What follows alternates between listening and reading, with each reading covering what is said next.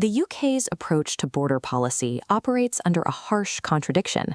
At home, Parliament possesses absolute legal sovereignty, but at the border, that power repeatedly collides with rigid international obligations.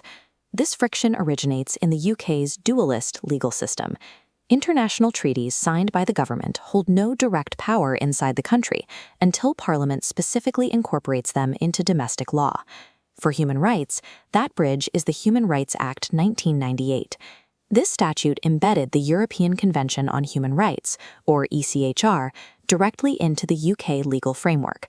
Stalled deportations and blocked border enforcement are structural features of how the Human Rights Act and ECHR jurisprudence operate in practice. Parliament's attempts to execute strict mechanized border control are incompatible with the ECHR's demand for individualized judicial assessment. These theoretical bottlenecks manifest physically on the tarmac, where boarded, high-profile deportation flights are often halted minutes before takeoff. Tracing that grounded plane backward reveals that the delay rarely originates from a local judge.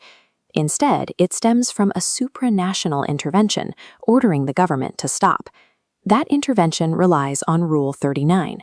This is an interim injunction mechanism created by the European Court of Human Rights, a power with no basis in the original text of the ECHR Treaty.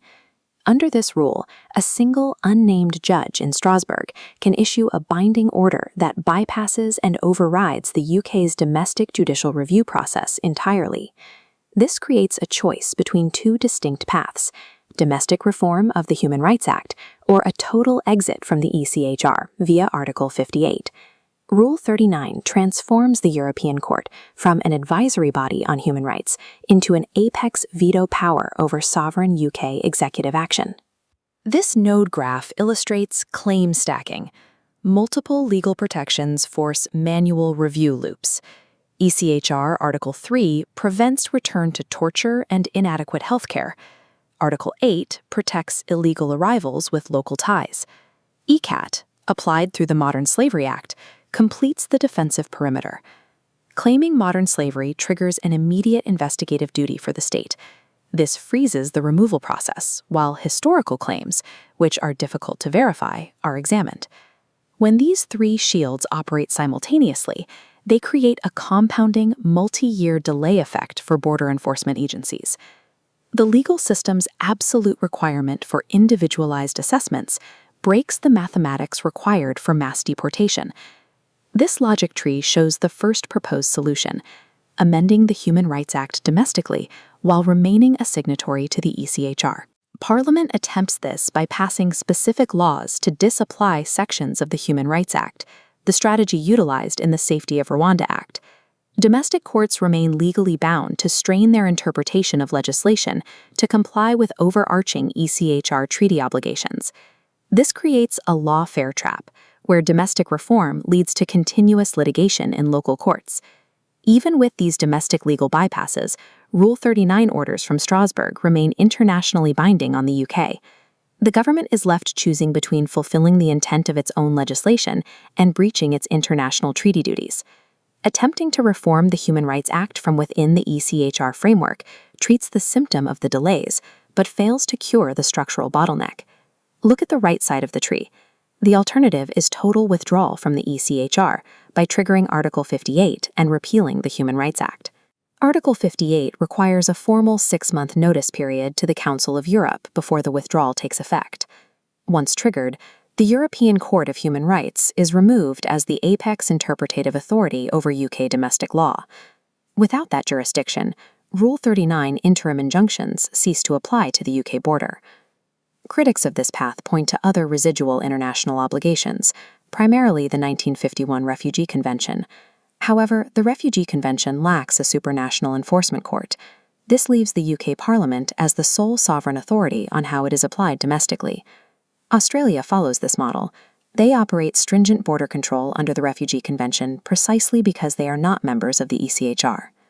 Article 58 withdrawal acts as a gateway condition to restore Parliament's control over border enforcement.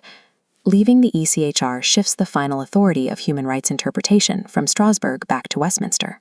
This legal shift relies on historical common law rights, existing specific legislation, and potential new domestic bills to replace the previous framework. Detangling the ECHR from devolved settlements, such as the Belfast Agreement, presents a complex political challenge. Despite this political complexity, withdrawal removes the supranational vetoes currently obstructing the executive. But resolving the legal friction only reveals a secondary, unyielding physical bottleneck. This capacity bar illustrates the logistical gap. Current capacity sits at roughly 2,200 beds, drastically short of the 24,000 required for proposed mass deportations. The aviation requirements are equally extreme, requiring charter flights to depart 5 times every single day to meet those targets.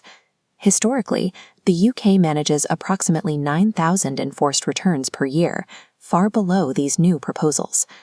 Beyond infrastructure, there is a geopolitical barrier outside of UK law, the non-cooperative receiving state. Executing deportations requires the explicit consent of the receiving country. Countries such as Iran and Afghanistan frequently refuse to recognize or repatriate their own nationals. No amount of UK parliamentary sovereignty or legal reform can force a commercial or charter plane to land in a foreign jurisdiction without consent. Leaving the ECHR resolves the legal courtroom bottleneck, shifting the burden of border control onto the unforgiving logistics of statecraft.